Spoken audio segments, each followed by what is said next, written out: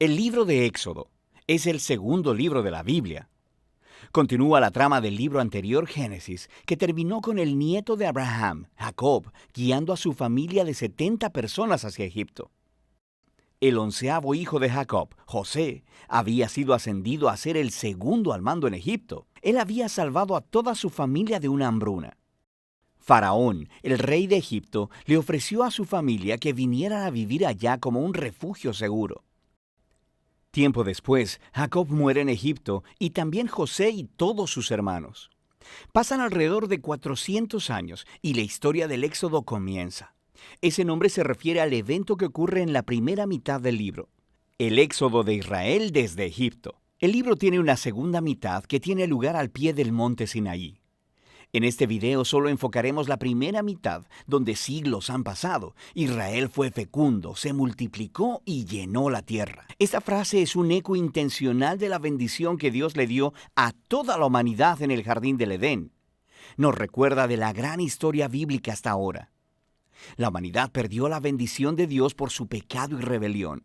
Así que Dios escogió a la familia de Abraham como el medio a través del cual restauraría su bendición para todo el mundo. Pero el nuevo faraón no ve a Israel como una bendición. De hecho, él piensa que este grupo creciente de inmigrantes israelitas es una amenaza para su poder. Igual que en Génesis, la humanidad se rebela contra la bendición de Dios. Aquí, Faraón intenta destruir la fuente de bendición de Dios, los israelitas. Él los esclaviza brutalmente, obligándolos a trabajos forzados, y luego ordena que todos los niños israelitas fueran ahogados en el río Nilo. Faraón es, hasta ahora, el peor personaje de la Biblia. Su reino ejemplifica la rebelión de la humanidad contra Dios. Faraón ha redefinido el bien y el mal de acuerdo a sus propios intereses, que aún el asesinato de niños inocentes se ha convertido en algo bueno para él. Ahora Israel clama por auxilio contra esta nueva Babilonia y Dios responde. En primer lugar, Dios da vuelta a la maldad de Faraón, cuando una madre israelita lanza a su hijo al río Nilo, pero en una cesta. Él flota sin peligro hasta donde está la propia familia de Faraón. Él es llamado Moisés y crece hasta convertirse en el hombre que Dios usará para vencer la maldad de Faraón.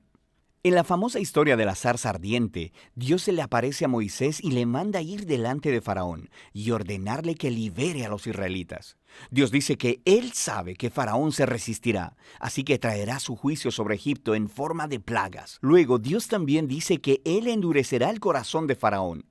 Entonces, se nos presenta la siguiente parte importante de la historia, la confrontación entre Dios y Faraón. ¿Qué significa eso que Dios dice que Él endurecerá el corazón de Faraón? Es muy importante que leamos esta sección de la narración muy cuidadosamente y en secuencia. En el primer encuentro entre Moisés y Faraón, simplemente se nos dice que el corazón de Faraón se endureció. No hay implicación de que Dios hizo algo. En respuesta, Dios envía las primeras 5 plagas, cada una confrontando a Faraón y a uno de sus dioses egipcios. Cada vez, Moisés le ofrece una oportunidad para que Faraón se humille y deje ir a los israelitas.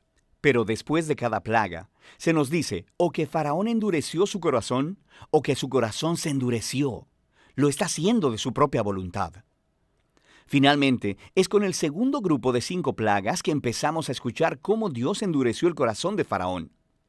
El punto de la historia parece ser este. Aunque Dios sabía que Faraón resistiría su voluntad, de todos modos Dios le ofreció todas estas oportunidades de hacer lo correcto. Eventualmente, la maldad de Faraón llega a un punto sin retorno. Quiero decir, hasta sus propios consejeros creen que él ha perdido la razón. Es en este punto que Dios toma las riendas y dobla la maldad de Faraón hacia sus propios propósitos redentivos. Dios atrae a Faraón hacia su propia destrucción, mientras salva a su pueblo.